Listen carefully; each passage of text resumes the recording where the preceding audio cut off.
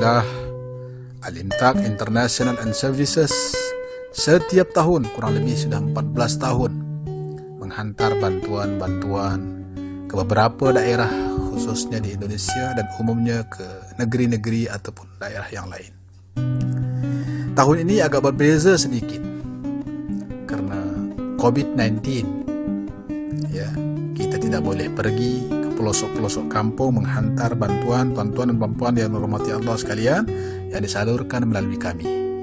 Tapi kami ada perwakilan di pedalaman Lombok, khususnya ada Pak Jalaluddin, ada Pak Mabrur, ada Pak Maksum Hasi, dan lain-lain lagi.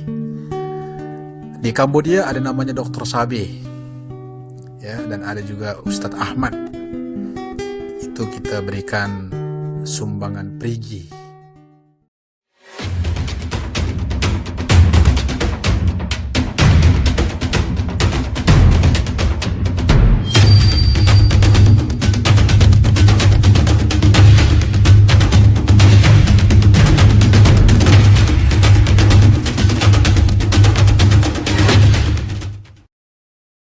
Al-Imtak International and Services mengkhususkan pengagihan bantuan tersebut seperti beras, telur,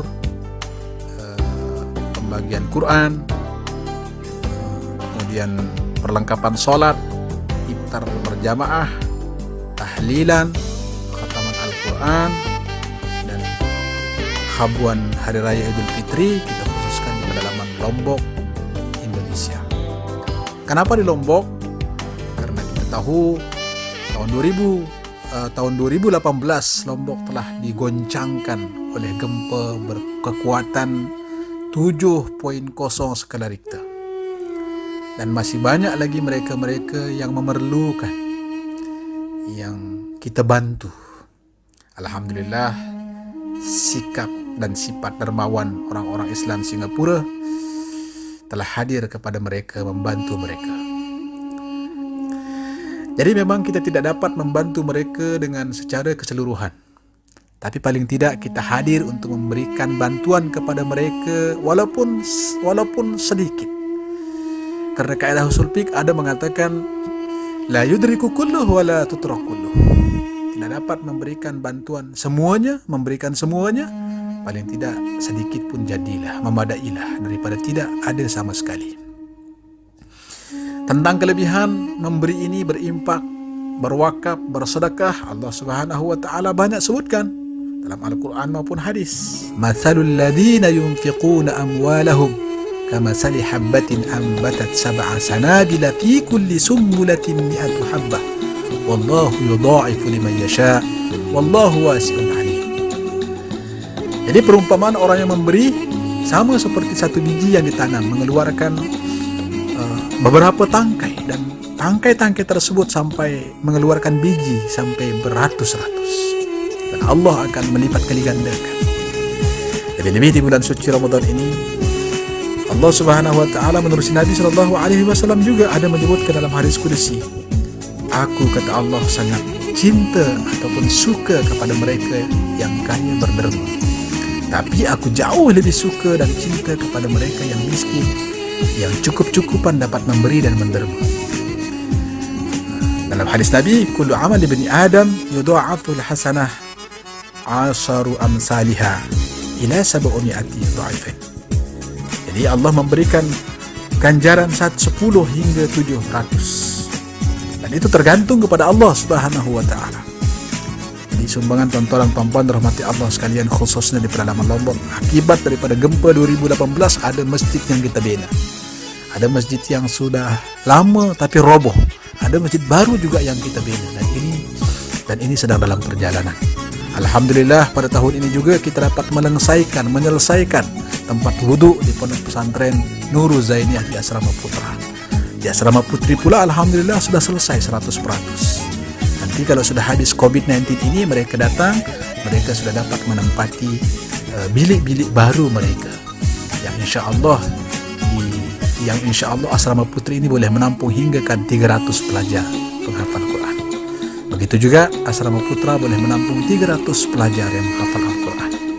Jadi tuan-tuan dan puan-puan dirahmati Allah sekalian, pemberian kita pada hari ini mungkin menyebabkan kita sehat untuk beberapa tahun dan seterusnya.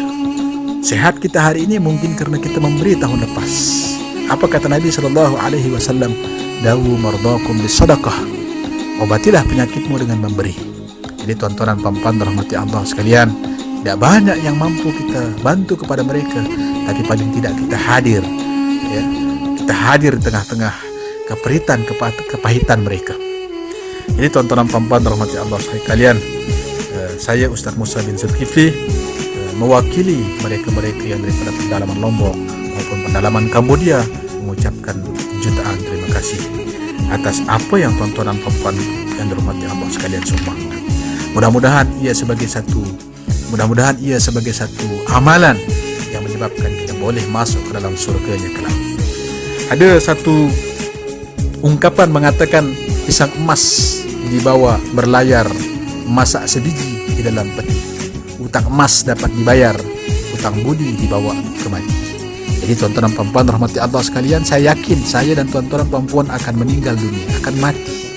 Tetapi kita akan berjumpa. Walaupun kita tak berjumpa di dunia, wajib dan pasti kita akan berjumpa kelak di akhirat. Mudah-mudahan perjumpaan kita dalam keadaan Allah redha kepada kita. Terakhir Nabi Allah Musa AS bertanya kepada Allah Subhanahu wa Ta'ala, ya Allah, apakah amalan dariku yang paling engkau sukai? Adakah puasaku? Adakah zikirku?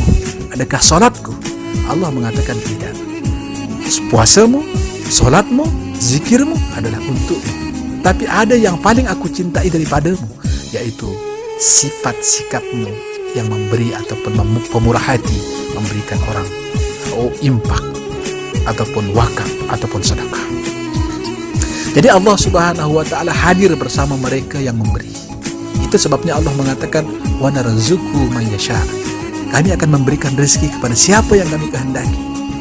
Tetapi bab pengampunan, Allah mengampunkan hamba-hambanya. Sebab hanya Allah Subhanahu wa Ta'ala yang boleh memberikan pengampunan. Jadi mudah-mudahan semua jenis-jenis sumbangan yang tuan-tuan dan puan-puan pilih diberkahi oleh Allah Subhanahu wa Ta'ala.